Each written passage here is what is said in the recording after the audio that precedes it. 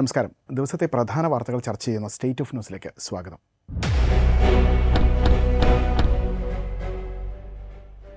VS അച്യുതാനന്ദൻ്റെ മകൻ VA അരുൺകുമാറിനെ Malampuzha മണ്ഡലത്തിൽ CPM സ്ഥാനാർത്ഥിയാക്കാൻ നീക്കം.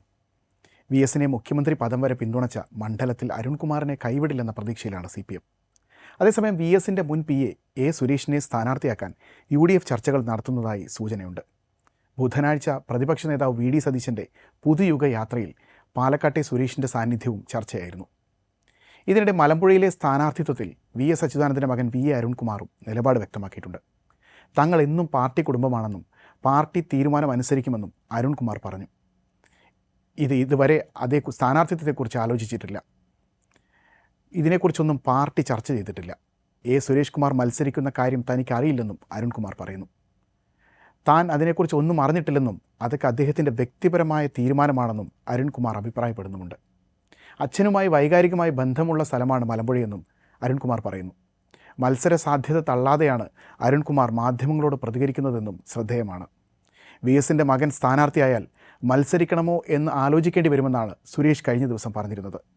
VSൻ്റെ മകനും അദ്ദേഹത്തിൻ്റെ മുൻ സെക്രട്ടറിയും മത്സരിച്ചാൽ തിരഞ്ഞെടുപ്പിൽ വലിയ സസ്പെൻസായി അത് മാറും. അതേസമയം CPMൻ്റെ ഉറച്ച മണ്ഡലമായ മലമ്പുഴയിൽ കഴിഞ്ഞ തിരഞ്ഞെടുപ്പുകളിൽ BJP ആണ് രണ്ടാം സ്ഥാനത്തെന്നതും മറന്നുകൂടാ. ഇനി ഇന്നത്തെ ദേശീയ വാർത്ത പരിശോധിക്കാം.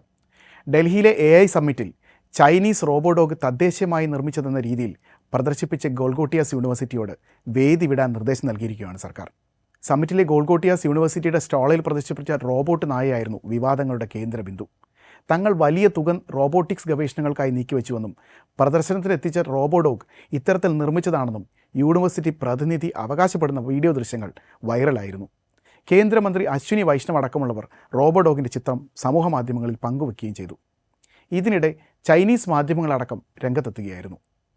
2 ലക്ഷത്തിന് ചൈനയിൽ നിന്ന് വാങ്ങിച്ചെത്തിച്ച റോബോട്ടാണ് വേദിയിൽ പ്രദർശിപ്പിച്ചതെന്ന് ആരോപണമുയർന്നു. പിന്നാലെ റോബോട്ട് ചൈനീസ് നിർമ്മിതമാണെന്നും സുരക്ഷാ പ്രശ്നങ്ങളുണ്ടെന്നും സോഷ്യൽ മീഡിയയിൽ പ്രചാരണമുണ്ടായി. ഇതോടെ യൂണിവേഴ്സിറ്റിക്കെതിരെ രൂക്ഷമായ വിമർശനങ്ങളാണ് പല കേന്ദ്രങ്ങളിൽ നിന്നും ഉണ്ടായത്. എന്നാൽ വിവാദങ്ങൾ തള്ളിക്കൊണ്ട് ഗോൾഗോട്ടിയാസ് യൂണിവേഴ്സിറ്റി രംഗത്തെത്തുകയായിരുന്നു. ചൈനീസ് നിർമ്മിതമാണെങ്കിലും ഇതിലെ സാങ്കേതികവിദ്യ പഠിക്കുക എന്ന ലക്ഷ്യത്തോടെയാണ് ഇത് പ്രദർശിപ്പിച്ചതെന്ന് യൂണിവേഴ്സിറ്റി അധികൃതർ അറിയിച്ചു. എന്നാൽ പവലിയനിൽ നടത്തിയ അവകാശവാദത്തെക്കുറിച്ച് യൂണിവേഴ്സിറ്റിക്ക് മിണ്ടാട്ടമില്ലായിരുന്നു. വർദ്ധിച്ച ജനത്തിരക്കും കഴിഞ്ഞ ദിവസം വേദിയിൽ കല്ലുകടിയായി. പോലീസ് നടപടി കടുപ്പിച്ചതോടെ പലരും പവലിയനുകൾ സന്ദർശിക്കാനാവാതെ മടങ്ങുന്നതായിരുന്നു കാഴ്ച. കഴിഞ്ഞ ദിവസം ഡൽഹിയിൽ ആരംഭിച്ച സബ്മിറ്റിലേക്ക് ആയിരക്കണക്കിന് ആളുകളാണ് ഒഴുകിയെത്തിയത്. പ്രതീക്ഷിച്ചതിലും അധികം സന്ദർശകർ എത്തിയതോടെ സുരക്ഷാ ക്രമീകരണങ്ങൾ ആകെ മൊത്തം പാളി. തിരക്ക് നിയന്ത്രിക്കാൻ പോലീസിന് ബാരിക്കേഡുകൾ സ്ഥാപിക്കേണ്ടി വന്നു. വേദിക്കുള്ളിലേക്ക് പ്രവേശനം ലഭിക്കാതെ മണിക്കൂറുകളോളം വിദ്യാർത്ഥികൾക്കും ടെക് പ്രേമികൾക്കും പുറത്ത് കാത്തു നിൽക്കേണ്ടി വന്നു. ഇത് വലിയ പ്രതിഷേധത്തിന് വഴിവെച്ചു. ഒരു സർക്കാർ പരിപാടി ഇത്ര മുന്നൊരുക്കമില്ലാതെയാണോ നടത്തേണ്ടിയിരുന്നതെന്ന ചോദ്യം മാത്രമാണ് ബാക്കി. സാങ്കേതിക വിദ്യയുടെ വളർച്ചാ സാധ്യതകൾ ചർച്ച ചെയ്യുന്ന വേദിയിൽ ഇങ്ങനെ വിവാദങ്ങൾ ഉണ്ടാവുന്നത് എത്രത്തോളം നീതീകരിക്കാനാവുമെന്നതാണ് ചോദ്യം ഉയരുന്നത്. ഇനി ഇന്നത്തെ അന്താരാഷ്ട്ര വാർത്തയിലേക്ക്. വിശുദ്ധ റംദാൻ മാസം തുടങ്ങാനിരിക്കെ ജെറൂസലേമിലെ അൽ അഖ്സ മസ്ജിദ് ഇമാം ഷെയ്ഖ് മുഹമ്മദ് അലി അബ്ബാസിയെ ഇസ്രായേൽ സേന കസ്റ്റഡിയിലെടുത്തിരിക്കുകയാണ്. മസ്ജിദിൻ്റെ പുറത്ത് വെച്ചായിരുന്നു ഈ നാടകീയമായ നീക്കം. നടപടി മേഖലയിൽ വലിയ പ്രതിഷേധത്തിനും ആശങ്കയ്ക്കും വഴിവെച്ചിട്ടുണ്ട്. തിങ്കളാഴ്ച വൈകുന്നേരമാണ് അൽ അഖ്സ മസ്ജിദ് പരിസരത്ത് നിന്ന് ഷെയ്ഖ് മുഹമ്മദ് അലി അബ്ബാസിയെ ഇസ്രായേൽ പോലീസ് കസ്റ്റഡിയിലെടുത്തത്. കൃത്യമായ കാരണങ്ങൾ വ്യക്തമാക്കാതെയായിരുന്നു നടപടിയെന്ന് പലസ്തീൻ വാർത്താ ഏജൻസിയായ വഫ റിപ്പോർട്ട് ചെയ്യുന്നുണ്ട്. കസ്റ്റഡിയിലെടുത്തതിന് പിന്നാലെ അദ്ദേഹത്തിന് മസ്ജിദിൽ പ്രവേശിക്കുന്നതിന് ഒരാഴ്ച വിലക്കും ഏർപ്പെടുത്തിയിട്ടുണ്ട്. റമദാൻ മാസത്തിന് തൊട്ടുമുമ്പുള്ള ഈ നടപടി മസ്ജിദിലെ മതപരമായ ചടങ്ങുകളെ തടസ്സപ്പെടുത്താനുള്ള ബോധപൂർവമായ ശ്രമമാണെന്നാണ് പലസ്തീൻ അതോറിറ്റിയും വിവിധ മനുഷ്യാവകാശ സംഘടനകളും ആരോപിക്കുന്നത്. ജെറൂസലേമിലെ പഴയ നഗരത്തിൽ ഇസ്രായേൽ സുരക്ഷാ സേന കർശനമായ നിയന്ത്രണങ്ങൾ തുടങ്ങുന്നതിനിടെയാണ് ഈ സംഭവം.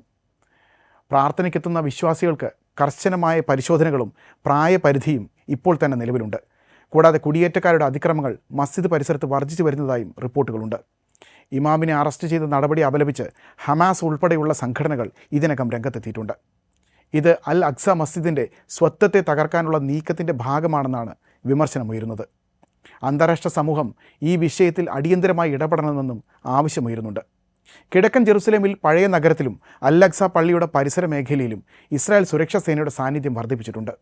മതനേതാക്കളും പലസ്തീനികളും അടക്കം നിരവധി പേർ ഇതിനകം അറസ്റ്റിലാവുകയോ അവർക്ക് വിലക്കേർപ്പെടുത്തുകയോ ചെയ്തിട്ടുണ്ട്. ഇതിൽ പ്രതിഷേധം പുകയുന്നതിനിടെയാണ് പുതിയ നീക്കം.